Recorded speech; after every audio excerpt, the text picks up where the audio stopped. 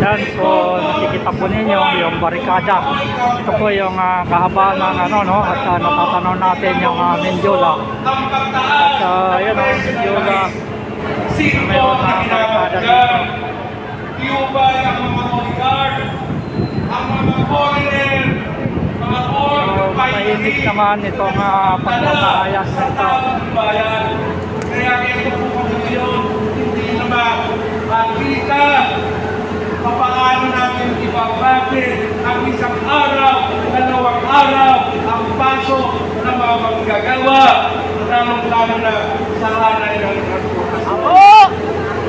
Ang ayuda, tatanggapin po natin yan, pero hindi po yan ang pangmatagalang solusyon. Ang pamagtang, ang hindi ko dapat balik ang hinihiling namin at samantalang isuspende ang exercise pa iba dyan sa mga all parties. Yan po ang hinihiling ng emergency power. Bakit ayaw niyang ipatupad? Dahil ho ba magnanakaw na naman sila ng mga maleta.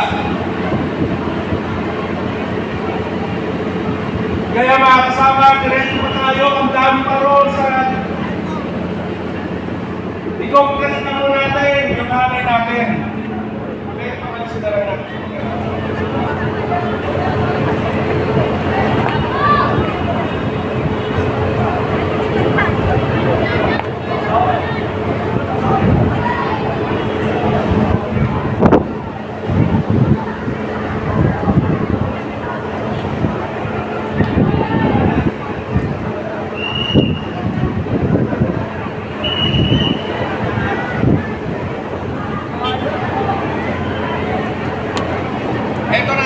Natin.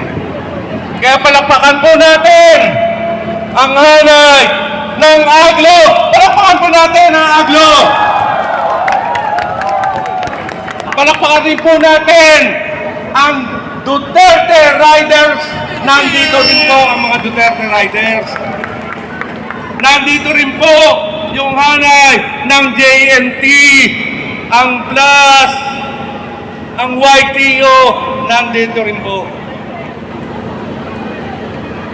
Lalong-lalo na rin po ang todo-todo.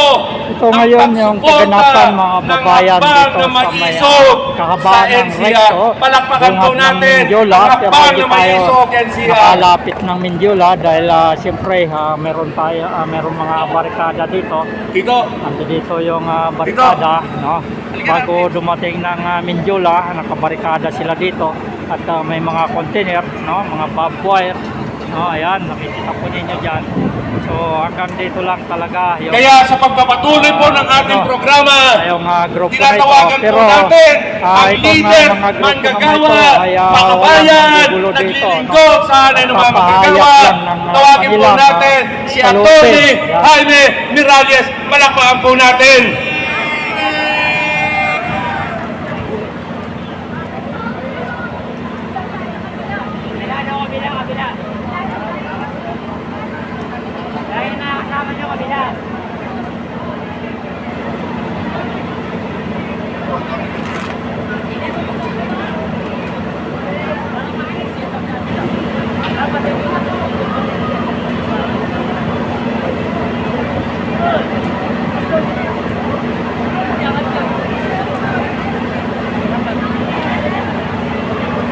Isang mainit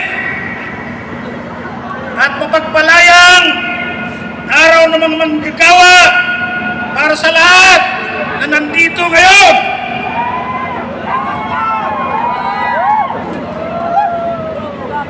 Alam namin na malayo yung mga pinanggalingan ninyo, lalong-lalo na yung galing sa Region 3, Bataan, galing sa Region 4A at sa iba-ibang lalawigan karating ng Metro Manila.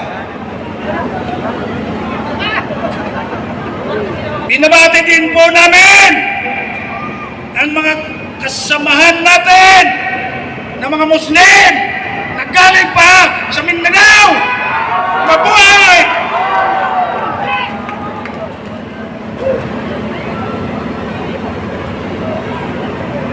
Konting tiyaga lang. Mainit po, mainit.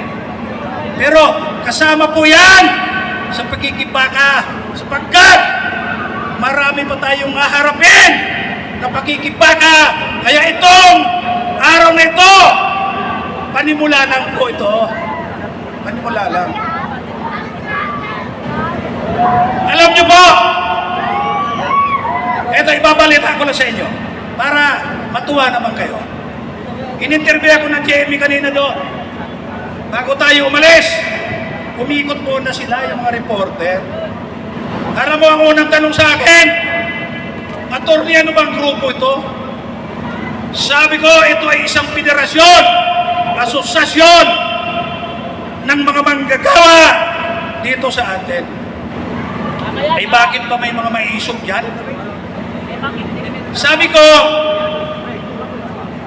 talagang kasama namin yan sapagkat sumusuporta po yan sa advokasya sa mga manggagawa na matagal nang naghihirap at hindi asikaso pinapansin itong ating pamahalaan. Isa pa, eto baka sabihin nyo nagbubuhat tayo ng sariling bangko. Sabi ng taga-GMA, yan, nakikinig sila, baka nandito yan. Diba? Sa dami ko ng kinukubi na Mayo 1, araw manggagawa, dito lang ako nakakita ng ganito karami at ganito kaorganisado. Kaya mga kasama, palakpakan natin ang ating mga sarili.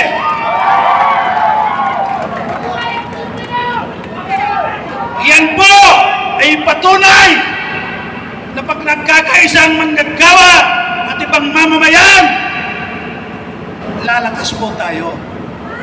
Lalakas po tayo. Kaya, isang tanong pa. Dito na-interviewin ako.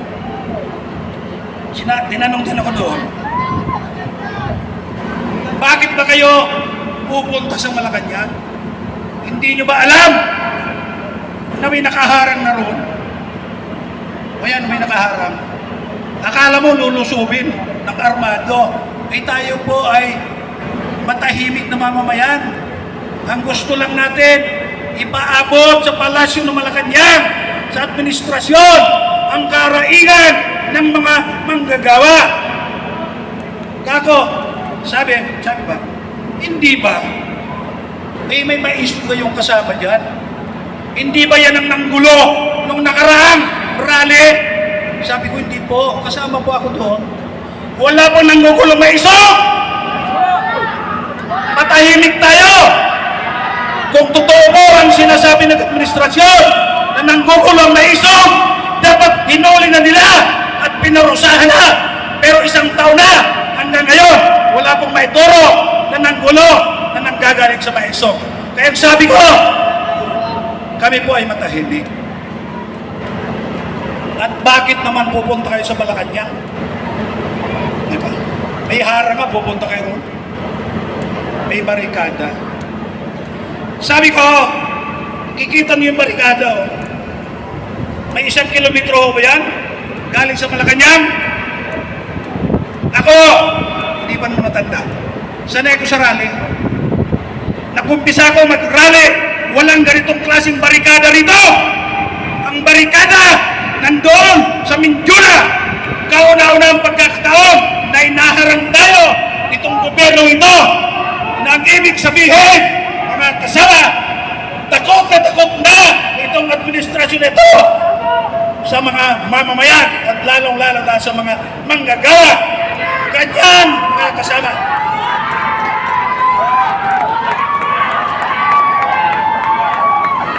Kita nyo, yung mga kasama natin pulis, nandun. Diba? Usap kami kanina. Sabi ko, kami naman sanay sa rally. Hindi kami nanggugulo. Payagan nyo lang kaming ipaabot ang aming mensahe. Kami ay magdi-disperse ng mapayapa mamaya. Ilan no bang speakers ninyo? Sabi ko initially 8. Pero kako, nung makita na marami itong nagrarally, may mga tumatawag sa organizers namin. Baka raw, gusto gustong pumunta rito at magsalita rin. Alam mo, sabi ko, hindi na namin pinayagan. Sapagkat malamang sa malamang, yung oras na nandito tayo, kulang yan para sa mga manggagawa. Kaya tayo na lang magsasalita. Kasama natin yung mga taga-Maisog.